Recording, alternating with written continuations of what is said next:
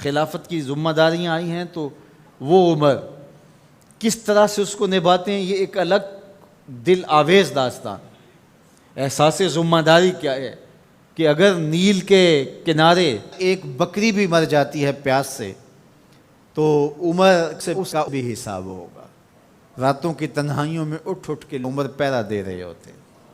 یہ حضرت عمر ہیں رضی اللہ تعالیٰ عنہ، کس طرح سے نظم کو چلاتے ہیں، اور امر بالمعروف اور نہی عن المنکر کا جذبہ کس طرح سے آپ کے رگ و ریشہ کے اندر محو نفوس تھا کہ جب آخری وقت آتا ہے، ایک ظالم لولو فیروز نامی مجوسی آپ پر حملہ آور ہوتا ہے اور مسجد کے اندر شہید کیے جاتے ہیں۔ سیدنا عمر رضی اللہ تعالیٰ عنہ کے بارے میں حضور نے خبر دے رکھی تھی کہ یہ میرا غلام، یہ میرا صحابی شہید ہوگا۔ جب پہاڑ جھوم اٹھا تو فرمایا انما علیک نبی و صدیق و شہیدان، تمہارے اوپر ایک نبی ہے، ایک صدیق اور دو شہید ہیں۔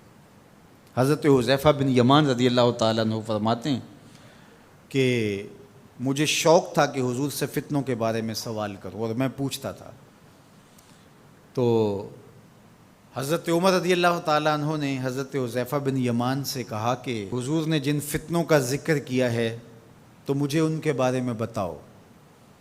تو حضرت حذیفہ کہنے لگے کہ وہ فتنے آپ کے دور میں نہیں آئیں گے، اس لیے کہ آپ کے اور ان فتنوں کے درمیان ایک مضبوط دروازہ ہے، جب تک وہ دروازہ موجود ہے تو فتنے نہیں آئیں گے۔ تو حضرت عمر نے کہا کہ وہ دروازہ کھولا جائے گا یا توڑا جائے گا؟ تو حضرت حذیفہ بولے توڑا جائے گا۔ تو اس سے مراد حضرت سیدنا عمر رضی اللہ تعالی عنہ کی شہادت تھی۔ آپ کو شہید کیا گیا مسجد کے اندر، لیکن جب آپ کو اٹھایا گیا، وہاں سے لایا گیا تو خون بہت زیادہ بہہ رہا تھا، تو لوگ آپ کا حال پوچھنے آ رہے تھے۔ تو ایک انصاری جوان آئے اور انہوں نے آپ کا حال پوچھا، تو ان کی شلوار ٹخنوں سے نیچے لٹک رہی تھی اور حضرت عمر رضی اللہ تعالیٰ عنہ کی نظر پڑی، تو آپ نے اس نوجوان سے کہا کہ میرا حال تو ٹھیک ہے، تیرا حال ٹھیک نہیں ہے، چونکہ اس سے تیرے کپڑے بھی خراب ہوں گے، اور جو ہے وہ جو حضور نے طریقہ سنت ہمیں دیا ہے اس سے یہ ہٹ کر انداز ہے جو تم نے اختیار کیا ہے۔ تو اس لمحے بھی عمل تبلیغ کو ترک نہیں کیا۔ تو حضرت صدیق اکبر اور حضرت عمر کا مقدر کہ ان کی تربتیں جنت کے ٹکڑے میں ہیں، فرمایا میری قبر اور میرے منبر کے درمیان جو جگہ ہے یہ جنت کا باغ ہے۔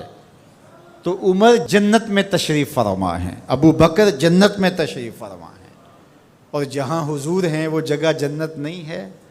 اللہ اکبر، وہ باغ جنت ہے۔ حضور ایک دن مسجد سے باہر تشریف لا رہے تھے، دائیں ہاتھ میں حضرت ابو بکر کا ہاتھ پکڑا تھا اور بائیں ہاتھ میں حضرت عمر کا ہاتھ پکڑا تھا، اور مسجد سے باہر آ رہے تھے۔